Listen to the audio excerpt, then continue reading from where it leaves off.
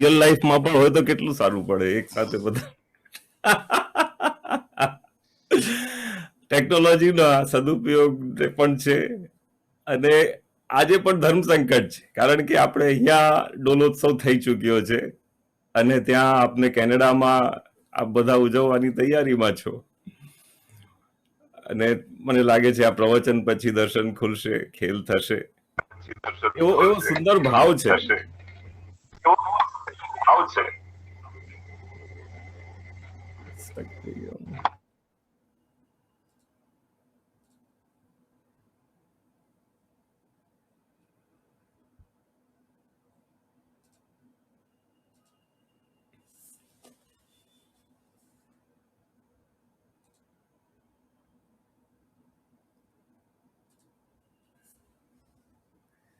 ડોલોત્સવનો કે ભાઈ ઠાકુરજી એટલા રસમગ્ન થઈ જાય છે ડોલમાં, એટલો એમને આનંદ આવે છે કે ડોલના દિવસે જે 4 ખેલ થાય, 4 હોળી ખેલ થાય, શ્રી ઠાકુરજીને ઝુલાવવામાં આવે ડોલમાં, ત્યારે ચોથા ખેલ થતા યશોદાજી બધાને ના પાડી દે છે કે ભાઈ હવે હોળી ખેલ રંગ એની વાત તો જરાય કરવી નહીં. એટલે ધર્મ સંકટ એવો છે કે ત્યાં ઠાકુરજી તત્પર થઈ રહ્યા છે કે ખેલે અહીંયા થઈ ચૂક્યો છે, એટલે મને લાગે છે વારંવાર મ્યુટ થઈ જાય છે કે ભાઈ અહીંયા પાછો હોળી ખેલ શરૂ થઈ ગયો તો રામનવમી અને સંવત્સરનું શું થશે? પાછો હોળી ખેલ શરૂ થઈ જશે. આ જે ઉત્સવ છે આખો, સ્વાભાવિક છે દરેક ઉત્સવ આનંદના જ હોય, પણ આખા વર્ષ જે સેવા કરી હોય ને એ ઉત્સવના શ્રી ઠાકુરજી સાથેના જે આપનો સંબંધ છે પ્રેમનો, એની આપ માનો કે જાણે એક શિખર છે આ હોળી. એટલે આપણા ત્યાં રસિયાઓમાં કહેવાતું હોય છે કે હોરી તો વ્રજવાસી ખેલે યા ખેલે વ્રજ કી નાર, હોરી આઈ હૈ. હોળીનો જે ઉત્સવ છે, તહેવાર છે, એ સમજવો એટલો કઠિન નથી. જો કેવો તહેવાર છે કે ભાઈ આ બધા જ, મારી કરતા તો વધારે આપને ખ્યાલ હશે કે ભાઈ હોળી કેવી રીતે, ડોલ કેવી રીતે ઉજવવી બહાર આપના સમાજમાં. હું 2 વસ્તુ આપ જ મને શીખવી દેશો. કોઈએ મને જણાવ્યું કે ભાઈ કાંઈ ન મળે તો અમે તો ગાડીની ગ્રીસથી પણ રમી નાખીએ છીએ. એટલે એ પણ નવું જાણવા મળે ઘણી વખત. પણ આપણો જે શ્રી ઠાકુરજી સાથેનો સંબંધ છે એમાં એક બારીકી છે કે ભાઈ આખા વર્ષ દાસ ભાવે જે સેવા કરી, તો ઠાકુરજી આ હોળી ખેલના દિવસોમાં જે વસંત પંચમીથી પ્રારંભ થયો અને ડોલોત્સવ સુધી, એ દિવસોની અંદર એક પ્રકારની આપણને એક અનુમતિ મળેલી છે કે જ્યાં છીએ, જેવા છીએ, એમાં આપણે શ્રી ઠાકુરજીના વધારે નજીક જઈ શકીએ છીએ. આવો કોઈ ઉત્સવ તહેવાર નથી આવતો. હિંડોળા આવે છે આપણા ત્યાં રાસનો મનોરથ થાય, અન્નકૂટ થાય, પણ આ પ્રકારે આપણે શ્રી ઠાકુરજીને રંગી શકીએ એવી નિકટતા, એટલા નજીક આપણે આ હોળી ખેલના દિવસોની અંદર આવતા હોઈએ છીએ. જે ભાવ છે, ભાવ જ્યારે જાણીએ આપણે તો સ્વાભાવિક છે કે ભાવ જાણતા, જેમ દયારામભાઈ કહે છે ને કે ભાઈ ભક્તિ વિના કેવલ ભક્ત ન થાય, ભક્તિ વિના કેવલ ભક્ત ન થાય, કેવલ કૃતિ કરે, ભક્તિ વિના કેવલ કૃતિ કરે તેને ફલ પરલોકે ન થાય. જો આ કહી રહ્યા છે કે ભાઈ ખાલી કૃતિ છે, એની ભાવ ભાવનાનો ખ્યાલ નથી. તો ભાઈ હોળી તો દરેકને ખ્યાલ છે કેવી રીતે રમાય છે, નાનપણથી જોતા આવ્યા છીએ. એકબીજા ઉપર તૂટી પડીએ, કેટલાના અહમ ગવાય, કાંઈક થાય, બીજું થાય, આર્યા પાર થઈ જાય. પણ જે આ ભગવદ સંબંધ છે એમાં જે ભાવ ભાવનાઓ છે એ આ વ્રજવાસીઓની ભાવ ભાવનાઓ છે. એટલે કહે છે હોરી તો વ્રજવાસી ખેલે યા ખેલે બ્રજ કિનાર, કે જે રીતે આ ગોપ ગોપીઓની ભાવના છે એ પ્રકારે જ્યારે આપણે એમની ભાવના જાણીએ ત્યારે આ હોળી ડોલોત્સવનો જે મહાત્મ્ય છે અને એનો આનંદ છે એનાથી આપણે થોડા નજીક આવતા હોઈએ છીએ. દયારામભાઈ જે કહી રહ્યા છે, ભક્તિ વિના કેવલ કૃતિ કરે તેને ફલ પરલોકે ન થાય. મણિધર પવન ભક્ષી રહે, જુઓ મચ તીર્થ જલ નહાય. જે મણિધર એટલે સાપ. સાપ જે છે ખાલી પવન ખાઈને જીવતો હોય છે, અને જે માછલા છે, ફિશ છે, એ તો તીર્થોમાં જઈને નહાતી હોય છે. આગળ કહી રહ્યા છે કે ભાઈ જે ડાકીઓ છે, પોસ્ટમેન છે, એ રોજ કાશી જતો હોય છે. તો કૃતિના અનુસારે, કર્મના અનુસારે તો આ બધા જ બહુ પુણ્યના કાર્ય કરી રહ્યા છે, પણ તો પણ ભગવત પ્રાપ્તિ એમને નથી થતી.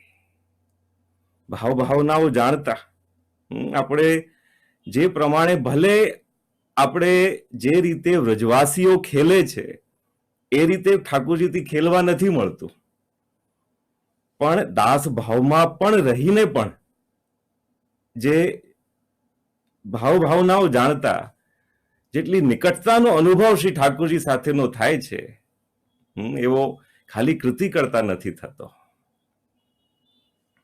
હોળી જે છે એ આપ એક સમજો કે તામસી ઉત્સવ છે. ઘણા ખરા ધર્મ જાણતા લોકોને બહુ આશ્ચર્ય થતો હોય છે કે ભાઈ ઉત્સવ તામસી કઈ રીતે હોઈ શકે. કારણ કે વધારે ભાગે આપણે એવું જાણ્યું છે કે ભાઈ જેટલી પણ ધર્મના કાર્યો હોય છે, બધા કાર્યો સાત્વિક આધ્યાત્મિક હોય છે. એમાં આ તામસનું ગુણ આ પ્રમાણે કહેવું કે હોલી તો ભાઈ તામસી જ ઉત્સવ છે, ખૂબ આશ્ચર્ય પ્રકટ કરતો હોય છે. પણ આપ જરા થોડું પણ વિચારો તો આપને ખ્યાલ આવી જશે, થોડું પણ ચિંતન કરશો તો આપને ખ્યાલ આવશે કે ખરેખર તો તામસ વગર હોળીનો ઉત્સવ જ ન થઈ શકે. શ્રી ઠાકોરજી સાથેના સંબંધમાં પણ. અને કૃષ્ણ, જો આપ સમજો કે ભાઈ સરખામણીનો વિષય નથી, પણ અને દરેક જે દેવતાઓ છે, દેવો છે, એમના અવતાર છે શ્રી ઠાકોરજીના, એમાં કોઈ સરખામણીનો વિષય નહીં. પણ હોળીનો જો આપ ધ્યાન કરશો કે ભાઈ આ જ દિવસોની અંદર આજે હોળી પ્રદીપન થાય છે, તો હોળી પ્રદીપનનો જે ભાવ છે, અને એના કારણે આગળ જતા નરસિંહ ચતુર્દશીના દિવસે નરસિંહ ભગવાન પધારે છે, તો આપ એ કલ્પના પણ કરશો કે ભાઈ નરસિંહ ભગવાન પધાર્યા, આ હોળીના ઉત્સવ સંબંધી એમનો પણ ઉત્સવ છે, તો નરસિંહ ભગવાન સાથે કોઈ હોળી રાખવાનો વિચાર પણ કરી શકે કોઈ દેવતા, કોઈ પણ? હોળી એટલે કૃષ્ણ, અને કૃષ્ણ છે ત્યાં જ હોળી થઈ શકે છે. કારણ કે શ્રી ઠાકોરજી આપણા એવા છે કે બાકી બધી જ જગ્યાએ સામાજિક મર્યાદાની દ્રષ્ટિએ જેટલું પણ નિંદિત ભલે કહેવાતું હોય, પણ શ્રી ઠાકોરજી કહે છે તમે આપ કામી છો, ક્રોધી છો, લોભી છો, ડરપોક છો, ભલે મને ચાલશે, મારી પાસે આવી જાઓ. આ બધા જ દ્વારા હું મારી પ્રાપ્તિ આપને કરાવી દઈશ. એટલે આપ સમજો કે હોળીને તામસી જ્યારે આપણે કહીએ છીએ ઉત્સવને, ત્યારે જે પણ નિંદિત છે, બહાર સમાજની અંદર આપ જોશો તો આ તહેવાર જે છે એમાં વ્યક્તિનો અંદરનો ઘણી વખત આપણે એને કેટલા સજ્જન માનતા હોઈએ, ભાઈ આખા વર્ષ તો કેટલા સજ્જન દેખાતા હતા, આજે તો આવી કૃતિ કરી રહ્યા છે, અને ઘરમાં જ કઈ રીતે આપણે આવવા દેવાય. એવી વ્યક્તિઓ અંદરનો પ્રાણી નીકળી જતો હોય છે બહાર. અંદર દબાયેલી બધી જ ભાવનાઓ એ દિવસે મર્યાદા છોડી નીકળી જતી હોય છે. શ્રી ઠાકોરજી કહી રહ્યા છે કે બસ ફેર એટલો છે કે આજ બધી તમારી ભાવનાઓ મારા તરફ વાળશો, મારા સંબંધમાં એમનો ઉપયોગ આપનો થશે, તો એ જ વસ્તુઓ પવિત્ર કરનારી થઈ જશે. જે હોળી છે એ કૃષ્ણ સાથે જ ખેલી શકાય, અને કૃષ્ણ છે તો જ હોળી થઈ શકે છે. સંસાર વેશ દુષ્ટાનામ ઇન્દ્રિયાણામ હિતાયવે કૃષ્ણસ્ય સર્વ વસ્તુની ભૂમ્ન ઈશ્યસ્ય યોજયેત. જે સંસારથી દુષ્ટ બનેલી તમારી જે પણ ઇન્દ્રિયો છે, એ ઇન્દ્રિયોનો ઉપયોગ જ્યારે આપ શ્રી કૃષ્ણ માટે કરો છો, તો એ જ ઇન્દ્રિયોને પવિત્ર કરી આપના જે સંસારમાં દુષ્ટતા થાય છે એ શ્રી ઠાકુરજી તરફ વાળતા પવિત્રતા લાવનારી છે. કૃષ્ણાર્થમ તત્ પ્રયુંજિત કૃષ્ણ અનર્થસ્ય મોચક. કૃષ્ણ માટે જે વપરાશે એ આપના અનર્થને મોચક છે, દૂર કરનારી છે, વિનાશ કરનારી છે. જે શ્રી ઠાકુરજી વ્રજની અંદર પોતાનો જે પરિચય આપતા, ખાસ કરી આ ખેલના દિવસોમાં, કે ભાઈ હું તો રસિયા છું. વ્રજવાસીઓ જઈને ફરિયાદ કરે છે જશોદાજીને, જશોદાજી નહીં બરજે અપનો બાલ રસિયા ગોપાલ. જશોદાજી નહીં બરજે અપનો બાલ, કે ભાઈ પોતાના બાળકને જશોદાજી ક્યારેય ઠપકો નથી આપતા, ક્યારેય અટકાવતા નથી. અપનો બાલ રસિયા ગોપાલ, એમને ખ્યાલ છે કે એમનો આ જે ઠાકોર છે, એમના જે આ લાલન છે એ તો મહારસિયા છે. શ્રી ઠાકુરજી કહી રહ્યા છે કે રસ છે ત્યાં જ પ્રેમ છે, અને પ્રેમ છે ત્યાં હું છું.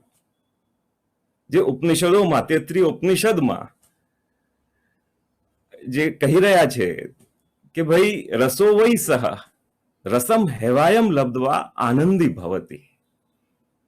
એ જે પૂર્ણ પુરુષોત્તમ પ્રભુ છે એ રસરૂપ છે, અને એ રસની પ્રાપ્તિ કરીને આનંદિત છે.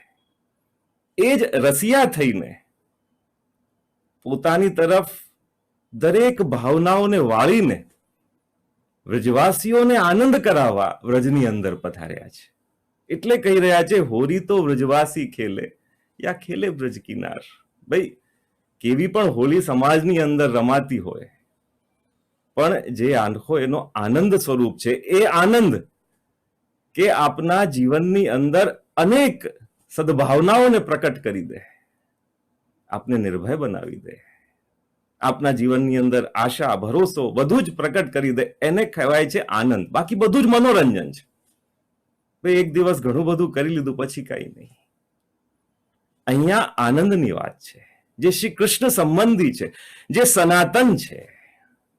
એ જ્યારે શ્રી ઠાકુરજી સાથેના હોળીની વાત આવે છે અને આ વ્રજવાસીઓના ભાવથી આપ સીમિત અથવા તો વધારે શ્રી ઠાકુરજીના જાઓ છો, નિકટ થાવ છો, ત્યારે ખરેખર આ આનંદનો સ્પર્શ આપના જીવનની અંદર પણ થઈ જાય છે.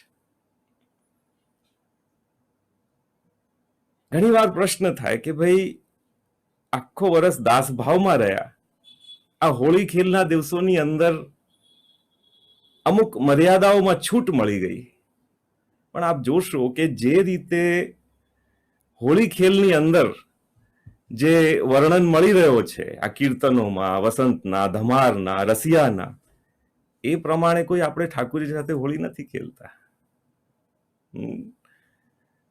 ખૂબ સુંદર છે કે ભાઈ તુમ આવો રી તુમ આવો, મોહનજુ કો ગારી સુનાવો.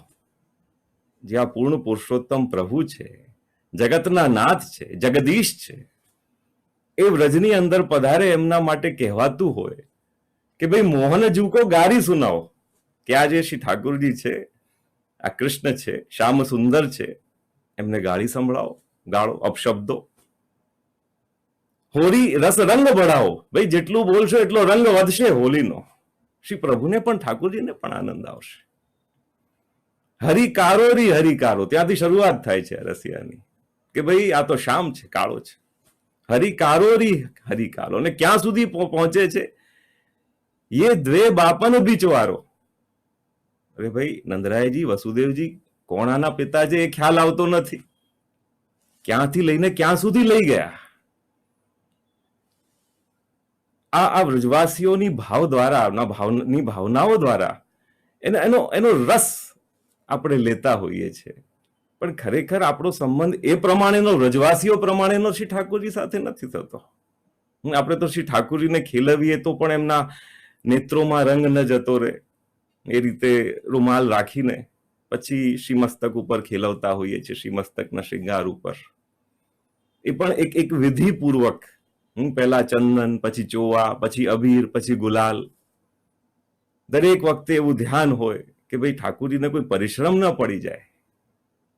પેલા શ્રી ગુસાઈજીના વૈષ્ણવનો પ્રસંગ છે ને કે ભાઈ એમણે પૂછ્યું કે ભાઈ ઠાકોરજીને ખીલાવતા હોઈએ છીએ આ હોળી ખેલના દિવસોમાં, ત્યારે ચરણ કેમ ઢાંકી દેવાય છે? ત્યારે શ્રી ગુસાઈજીએ કહ્યું કે ચરણ તો ઢાંકવા પડશે, નહીં તો જેવો ભક્ત દર્શન કરે અને ચરણના દર્શન થાય એટલે દાસભાવ જાગી જ જવાનો છે. એટલે એટલું નજીક થઈ શકે એટલા માટે ચરણ ઢાંકી દે છે. એટલે દાસ ભાવમાં રહેતા આપણે આ પૂર્ણાનંદનો આનંદ લેવાનો છે. પેલો સુંદર વાર્તા પ્રસંગ છે ને કે ખૂબ પ્રેમથી દામોદરદાસજી સંભળવાળા શ્રી ઠાકોરજીની સેવા કરતા. હવે એક વખત એવું થયું કે શ્રી ઠાકોરજીને રાજભોગ ધરીને પછી શૈયાજીની સેવા કરવા ગયા. શૈયાજીની સેવા કરતા એમનું ધ્યાન પડ્યું કે ભાઈ એક તરફ તો બિલાડી બધું બગાડી ગઈ છે, એટલે હવે આ તો મન છે અને મન ઉપર તો કોઈ કાબુ નથી. એટલે ક્ષણવાર માટે એમના મનમાં એક વિચાર આવી ગયો દામોદરદાસજીના કે ભાઈ જગતના નાથ થઈને એક બિલાડીથી પોતાની સૈયાજી નથી સાચવી શકતા. આ ખ્યાલ, આ વિચાર આવતા જ ભોગ અરોગતા હતા પ્રભુ. એક એવો સુંદર પ્રસંગ મળે છે કે ભાઈ લાત મારીને થાળ દૂર કરી દીધો એમણે. અને દામોદરદાસજીથી કહ્યું એમને કે જો સેવક તું કે સેવક મેં. ભાઈ તું સેવક છે કે હું સેવક છું? સેવક હોય કે એસે બોલત હૈ?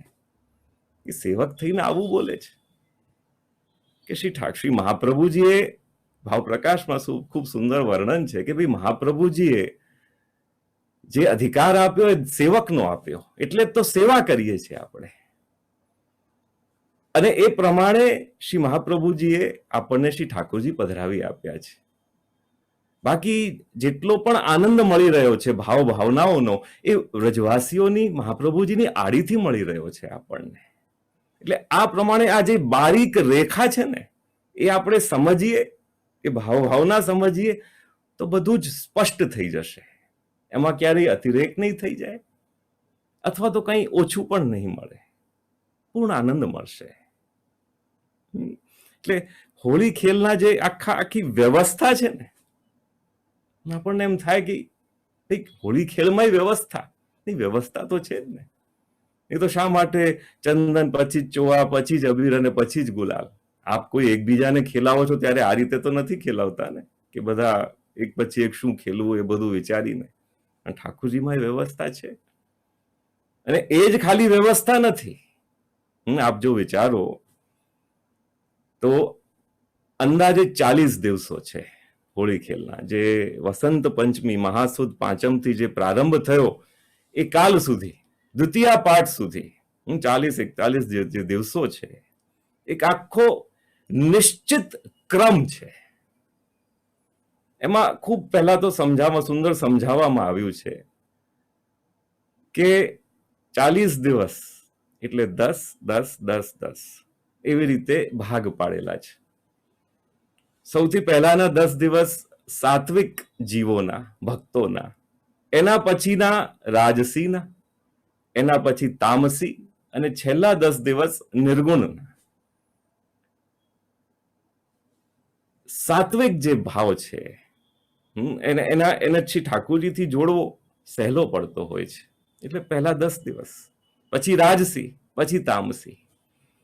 એટલે મુખ્ય વ્રજવાસીઓનો જે તામસ ભાવ છે એની રૂપરેખાની અંદર, એના બંધારણ પર એ મૂળમાં છે. અને એના ઉપર આ બધી જ, જો કોઈ વ્યક્તિ ખાલી તામસી નથી હોતો, એની અંદર કંઈક રાજસી સ્પર્શ હોય, ઘણી વખત સાત્વિક સ્પર્શ હોય છે. તો એવા જે જીવો છે એ જ વ્રજની અંદર પ્રગટ થયા છે. એમની અંદર કામ છે, ક્રોધ છે, લોભ છે, ડર છે. ડર છે એટલે તો વારંવાર શ્રી ઠાકોરજી નજીક હોવા છતાં પણ એમને વિનંતી કરી, પ્રાર્થના કરી કે હે પ્રભુ અમારી રક્ષા કરો, આ દાવાનલ અમને ખાઈ જશે, અમે બળીને ભસ્મ થઈ જશું આ દાવાનલમાં. આ ઇન્દ્ર એટલું જળ અહીંયા વર્ષા થઈ રહી છે, તુફાન આવી રહ્યો છે, અમે બધા ડૂબી જશું, અમારી રક્ષા કરો. ત્યારે જ તો પ્રાર્થના થાય છે કે લોભ છે, ડર છે, આ બધી જ પ્રકૃતિ આ વ્રજવાસીઓની અંદર છે. એટલે જ તો શ્રી ઠાકોરજીને અનહદ આનંદ આવે છે. એટલે જ તો આ જે હોળી છે એ તામસી પ્રકૃતિનું છે. જુદા જુદા ઉત્સવો હોય ને એમ ભગવદ્ ગીતામાં જેમ કેટલી સુંદર સમજણ આપી છે કે ભગવાન સાથે જે યોગ છે, ભગવાન સાથે જે સંબંધ છે, એ કર્મથી થઈ શકે, જ્ઞાનથી થઈ શકે, ભક્તિ આદિ અનેક રીતે થઈ શકતો હોય છે. અને આ દરેકમાં જે એની ફલ અવસ્થા કહેલી છે એ ફલ સિદ્ધિ એનો ઉત્સવ હોય છે. કર્મમાં ઉત્સવ છે, જ્ઞાનમાં ઉત્સવ છે, એમ ભક્તિના ઉત્સવ છે. અને ભક્તિમાં જે હોળી વગેરે ઉત્સવ છે એ તો પ્રેમના આપ માનો કે એવા શિખર છે કે આપની જે આખી પ્રેમ યાત્રા છે સનાતન, હંમેશા ચાલતી, એમાં આવતા વારંવારના પડાવો છે કે જ્યાં આપ અટકો છો અને આપ પૂર્ણાનંદનો અનુભવ કરો છો. એ આધારે કે જે આધારે આપ ચાલ્યા ભગવત કૃપાથી. એવી રીતે હોળી આ જે ઉત્સવ છે, આપ એમ જાણો કે કર્મયોગ, જ્ઞાન યોગ, ભક્તિ યોગ, એમાં આખો એક વિશિષ્ટ અને સ્વતંત્ર ઉત્સવ યોગ છે કે જેના દ્વારા ભક્ત વૈષ્ણવ પોતાને શ્રી ઠાકોરજીના કેટલોય નજીક અને કરીબ અનુભવ કરતો હોય છે. વસંત પંચમીથી જેમ શરૂ થયો, સાત્વિક, રાજસી, તામસી, નિર્ગુણ, આ બધા આપના જ સ્વભાવો છે કે આ દિવસોની અંદર આ પ્રમાણે ખેલતા એક વ્યવસ્થા અનુરૂપ શ્રી ઠાકોરજી આપને પવિત્ર કરતા કરતા જે પ્રમાણે પોતાના જીવો હોય એ પ્રમાણે આપનો સ્વીકાર કરતા હોય છે. આપ વિચારો કે મહાસુદ પાંચમ, વસંત પંચમી આવી, એના 10 દિવસ પછી હોળી દંડારોપણ હોય છે. હવે આપણા સાહિત્યમાં જે આપણી અંદર ઉઠતી ભાવનાઓ છે ને એનો બહુ ઊંડો વિચાર કરવામાં આવ્યો છે કે ભાઈ વ્યક્તિની અંદર ઉત્પન્ન થતો પ્રેમ, એનો ક્રોધ, એનો ભય, આ બધા જે ભાવ છે એ શેના ઉપર આધારિત છે.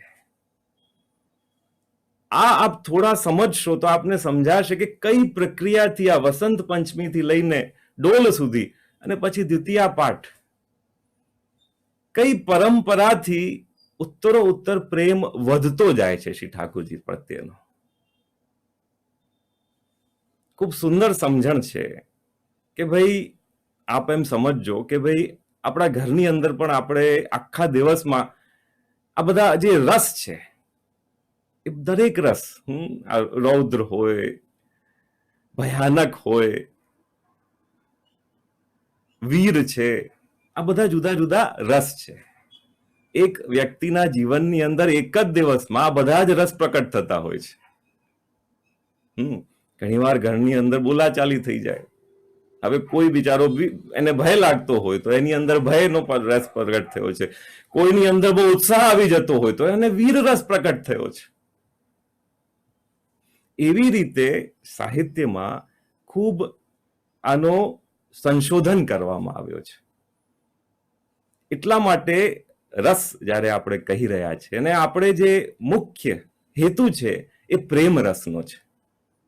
પ્રેમ રસ કઈ રીતે સ્થાયી થાય છે જીવનની અંદર, કયા રસ વધતા પ્રેમ રૂપે એ આપણા જીવનની અંદર સ્થિર થતો હોય છે ત્યારે આપને ભગવત સંબંધ સમજાશે. જેમ ઉત્સાહ છે તો ઉત્સાહ આપના વીર રસ સંબંધી છે. જેમ ક્રોધ છે, ક્રોધ આપના રૌદ્ર સ્વભાવ સંબંધી છે, રૌદ્ર રસ સંબંધી છે. કેવી રીતે સ્થાયી થાય છે? જેમ પ્રેમ છે એ શૃંગાર રસ વધતા પ્રેમ રૂપે સ્થાયી થતું હોય છે. તો જે કારણ હોય છે એ કારણને વિભાવ કહેવાય છે. આપ સમજો, વિભાવ એટલે કે કારણ. હવે જે હોળી ખેલના આગળના દિવસો છે, વસંત પંચમીથી લઈને હોળી દંડા સુધીના પાંચમથી લઈને પૂનમ સુધીના, એમાં ઉદ્દીપન વિભાવ કહેવાયો છે. હવે ઉદ્દીપન વિભાવ શું છે? કે જેમ પ્રેમની અંદર ભાઈ પ્રેમીઓ છે, એમને શું અને કયા વાતાવરણમાં વધારે પ્રેમનો અનુભવ થતો હોય, એમના પ્રિયનો ધ્યાન આવે, યાદ કરે. ભાઈ પૂનમનો ચાંદ જોઈ લીધો, કોઈ એવું ફૂલ જોઈ લીધું, કોઈ એવો રંગ જોઈ લીધો જે પ્રિયને ચહિતો છે, ક્યાંક એકાંતમાં બેઠા છે. બાકી જે કોરા લોકો છે અથવા તો જેમને પ્રેમનો અનુભવ નથી, આ બધા વાતાવરણો, કોઈ પૂનમનો ચાંદ જેવા કોણ બેઠું છે જેના જીવનની અંદર કોરાશ છે? પણ એ જ વસ્તુઓ, એ જ વાતાવરણ પ્રેમીને પ્રિયનું ધ્યાન કરાવે છે. જેમ વ્રજની અંદર વેણુનાદ થતા ગોપીઓને સર્વાધિક શ્રી કૃષ્ણ પ્રત્યે પ્રેમ જાગૃત થઈ જતો હોય છે. તો આ ઉદ્દીપન વિભાવ કહેવાય છે કે ભાઈ શેનાથી પ્રેમ વધ્યો, શેનાથી એ શૃંગાર રસ વધતા પ્રેમનો સ્થાયી ભાવ સ્થિર થયો. પહેલાના 10 દિવસ ઉદ્દીપન વિભાવના, હવે ઉદ્દીપન થતા પ્રેમ વધતા જ્યારે એ સ્થિર થયું, ત્યારે પ્રેમી અને પ્રિય એકબીજાને ઓળખતા થયા, પરિચિત થયા. આ પ્રેમી છે, હું એનો પ્રિય છું. એ સ્પષ્ટતા થઈ જાય ત્યારે પ્રેમ સ્થિર થાય. એને કહેવાય છે આલંબન વિભાવ. આલંબન વિભાવ, વિભાવ એટલે કે કારણ. ઉદ્દીપનના કારણ છે, ઉદ્દીપન સ્થિર થાય. જે આપ શ્રી ઠાકોરજીને ખેલવો છો અથવા તો હવેલી જઈને દર્શન કરો, ત્યારે કઈ પ્રક્રિયા થઈ રહી છે કે આપ જ્યાં છો, જેવા છો, વ્રજવાસીઓની કક્ષાએ નથી, પણ જે પણ કક્ષાએ છો, આપને આ પ્રક્રિયા દ્વારા ઉદ્દીપન, આલંબન એ જ રીતે શ્રી ઠાકોરજીના નજીક લઈ જવામાં આવી રહ્યા છે.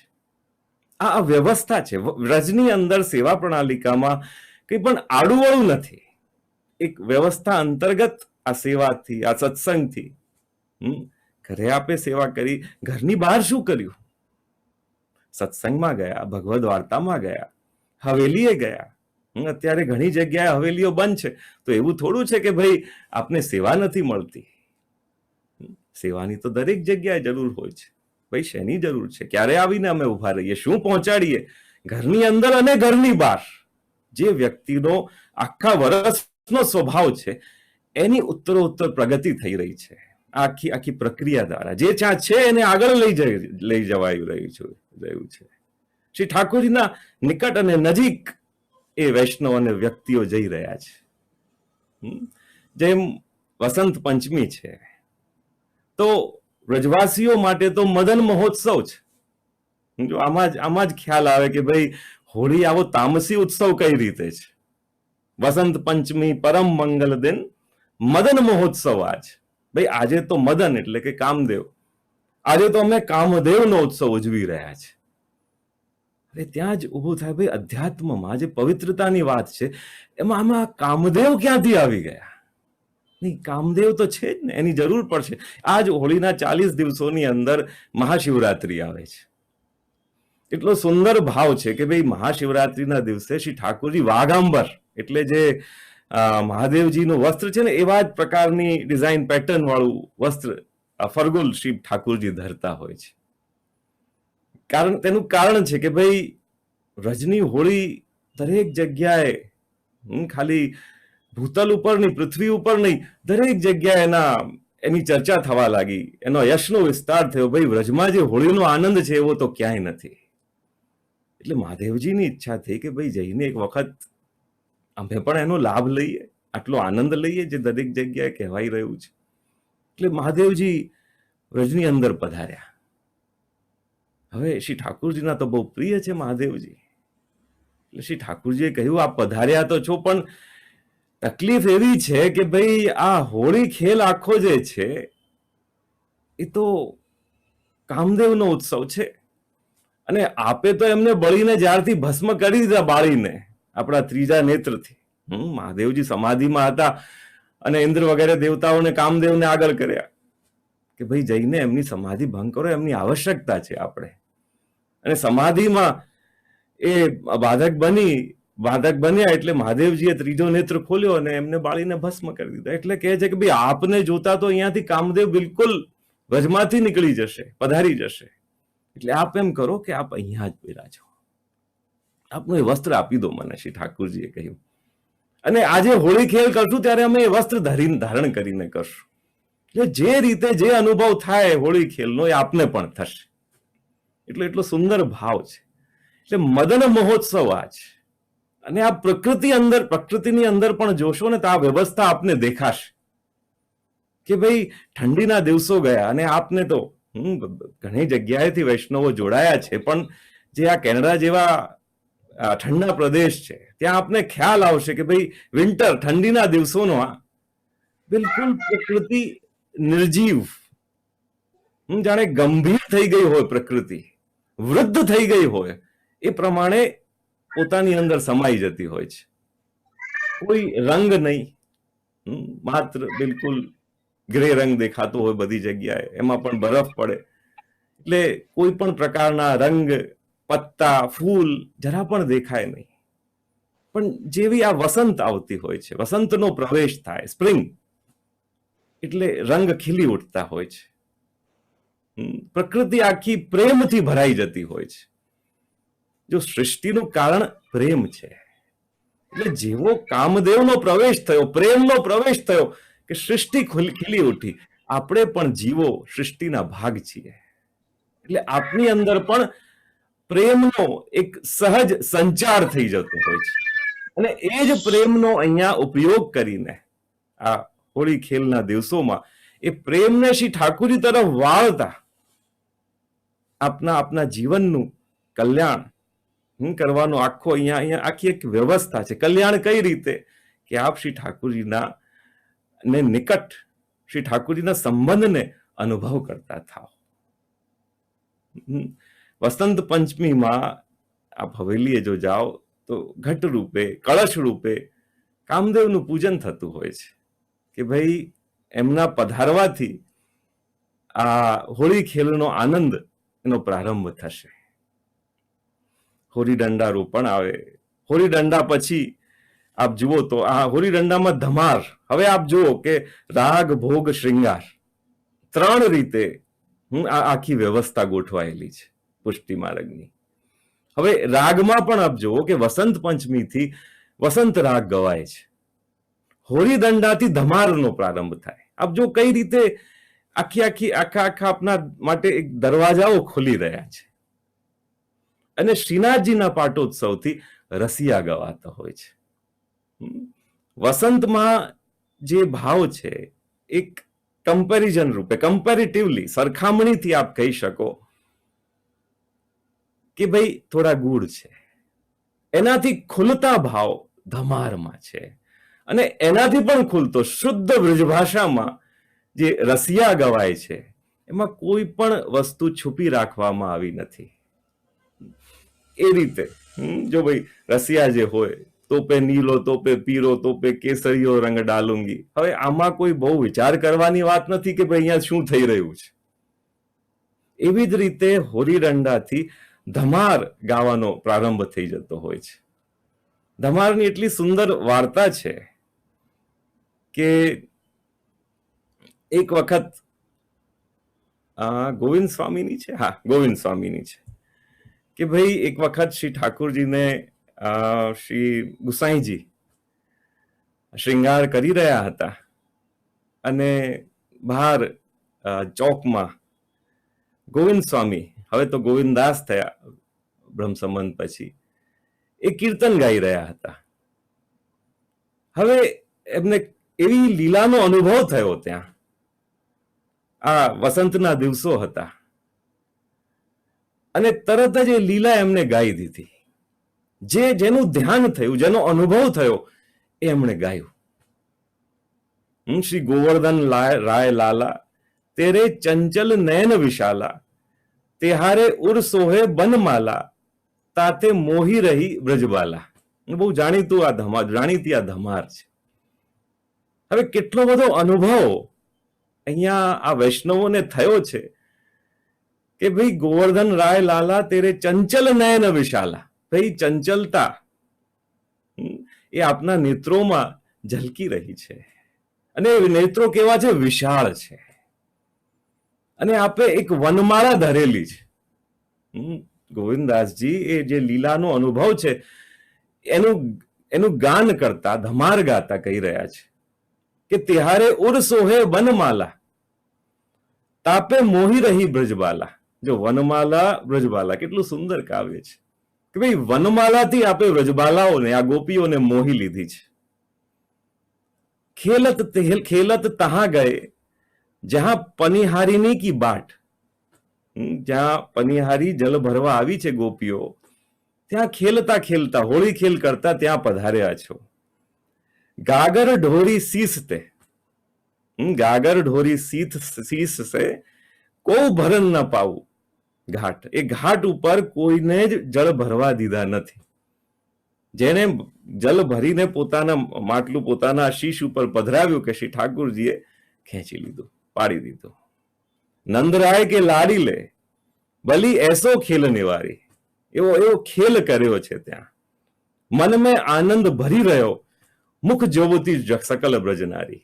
હવે જો અહીંયા સુધી તો શ્રી ઠાકુરજીનું, શ્રીનાથજી બાવાનું ઐશ્વર્ય છે. મહાત્મ્યથી સકલ બ્રજનારી એમના મુખને, એમના સૌંદર્યને નિહાળતી સ્થિર ઉભી રહી ગઈ છે. હવે શું થાય છે? હવે આખું વાતાવરણ પલટાય છે. અરગજા કુમકુમ ઘોરી કે પ્યારી લીનો કર લપટાય. અરગજા, કુમકુમ, આ બધું અબીર, ગુલાલ, કેસુડો બધો ભેગો કરીને છુપી રીતે પોતાની પાછળ પ્યારી એટલે કે ગોપીએ રંગ રાખી લીધો છે હાથમાં. અચકા અચકા આઈ કે, શ્રી ઠાકુરજી તો પોતાની લીલામાં મસ્ત છે. માટલાઓ ફોડે છે, કોઈના ઉપર રંગ છાંટી રહ્યા છે. એટલે આ છુપી રીતે, ખ્યાલ ના આવે એ રીતે અચકા અચકા આઈ કે ભાજી ગિરધર ગાલ લગાય. એ રંગ આ ગિરધરને, શ્રી ઠાકુરજીને, શ્યામ સુંદરને ગાલ ઉપર લગાડીને તે તો ત્યાંથી ભાગી ગઈ. હવે આટલી સુંદર લીલાના જેવા ગોવિંદદાસજી ગાન કરી રહ્યા છે, ધમાર ગાઈ રહ્યા છે, ત્યાં અહીંયા આવતા અટકી પડ્યા. એટલે શ્રી ગુસાઈજીનું ધ્યાન ગયું કે ભાઈ ધમાર કેસે અટક ગઈ? ગોવિંદાસ આગળ તો ગાઓ, આ લીલા કેમ અટકાવી દીધી? તો ત્યાં આ ગોવિંદાસજી જે કહે છે, ભાઈ ધમાર તો ભાજી ગઈ, હવે ધમાર તો ભાગી ગઈ, હવે ગાવું શું? પેલી ગોપીઓ ત્યાંથી ભાગી ગઈ, શ્રી ઠાકુરજી જ્યાં પણ પધાર્યા એમની પાછળ કદાચ પધાર્યા હશે. હવે તો ત્યાં કઈ છે જ નહીં, ત્યાં હું જાઉં, હું ઉભો છું, હવે ગાઉં શું? એટલે જયારે આવી લીલા શ્રી ગોવિંદદાસજીએ ગાઈ છે ત્યારે હૃદય ભરી આવ્યું શ્રી ગુસાઈજીનું. એટલો બધો એમને અનહદ આનંદ થયો છે કે ભાઈ શ્રી ઠાકુરજીની કેવી કૃપા છે આ વૈષ્ણવો ઉપર. એટલા માટે આપ જયારે પાછા પધાર્યા, શ્રી ગિરિરાજજીથી નીચે ઉતર્યા, ત્યારે આપે આ ધમાર પૂરી કરી છે. ભાઈ અધૂરી રહી જશે તો કદાચ નહીં ગવાય. એટલે ગોવિંદદાસજી તો જેનું વર્ણન ત્યાં કરી રહ્યા હતા એ લીલા તો એમને કોઈ કલ્પનાથી નથી ગઈ, જે સાક્ષાત અનુભવ છે એ આપ ગાઈ રહ્યા હતા. એટલે ગુસાઈજીએ પૂરી કરી. એ વિધિ હોળી ખેલહી. જો ભાઈ આ વિધિથી હોળી ખેલતા બ્રજવાસીન સંગ લાય લાલા, શ્રી ગોવર્ધન રૂપ ઉપર જન ગોવિંદ બલી બલી જાય લાલા. આ ધમાર આ રીતે પૂર્ણ થઈ છે. તો આ પ્રમાણેનો જે અનુભવ છે આ ધમારની અંદર, મેં કહ્યું એમ રસિયાઓ આવતા એ ભાષાને છૂટ મળતી જતી હોય છે. એ જે ભાવ થોડો ઘણો પણ જે ગુપ્ત વસંતમાં રાખવામાં આવ્યો, હવે એ ભાવ કોઈ રીતે ગુપ્ત રહ્યો નથી. એટલા માટે જ્યારે આપણે હોળી ખેલનો વિચાર કરીએ અને શ્રી ઠાકુરજીનો વિચાર કરીએ ત્યારે ઘણી વખત મનની અંદર જરા શંકા થઈ જાય કે ભાઈ આ પૂર્ણ પુરુષોત્તમ પ્રભુ છે. આપણે દાસ ભાવમાં ન રહેતા થોડા આગળ વધીને આનો વિચાર કરવા લાગીએ તો શંકા આવી જતી હોય છે કે ભાઈ ભગવાન થઈને આ દરેક લીલાઓ કરી રહ્યા છે અહીંયા. ભાઈ ભગવાન છે એટલે જ આ લીલાઓ આ વ્રજવાસીઓની અંદર એ કક્ષાએ આ વ્રજવાસીઓને શ્રી ઠાકુરજીએ પહોંચાડી દીધા કે ભાઈ ઋષિ મુનિઓ પણ જ્યારે એમની વ્રજવાસીઓ સાથે શ્રી ઠાકુરજીએ જે લીલા કરી છે એ લીલાઓનું ધ્યાન કરતા એ ઋષિ મુનિઓનું પણ મન સંતુષ્ટ થઈ જાય છે, એમનો પણ કલ્યાણ થઈ જાય છે. આખા જીવનની જે શોધ છે એ શોધ આવીને ત્યાં ઠરી જતી હોય છે, અટકી જતી હોય છે કે જેને શોધી રહ્યા છે આ જ. એટલા માટે આ વ્રજની અંદર જે આખી શ્રી મહાપ્રભુજીએ કહી કે જે પણ વ્રજમાં થયું એ આપના તામસી સ્વભાવ માટે થયું, એ તામસી સ્વભાવના અનુરૂપ થયું. એટલે બહાર આપના જે પણ સ્વભાવ આપનું અનિષ્ટ કરે છે, આપનો ક્રોધ, આપની વાસના, આપનો લોભ, આપનો ડર, એ જ બધી આપની ભાવનાઓ જ્યારે શ્રી ઠાકોરજીથી આપ જોડો છો, કૃષ્ણથી જ્યારે આપ જોડો છો અને આવા સુંદર સુંદર ઉત્સવો આપણી સેવા પ્રણાલિકામાં આવતા હોય, એમની ભાવનાઓ જાણતા આપ જ્યારે એ ભાવથી કે ભાઈ આ જે સંસાર છે, આ જે મારી શરીરની ઉપયોગિતા છે એ ભગવદ આનંદ માટે છે, સાંસારિક મોજ શોખ માટે નથી.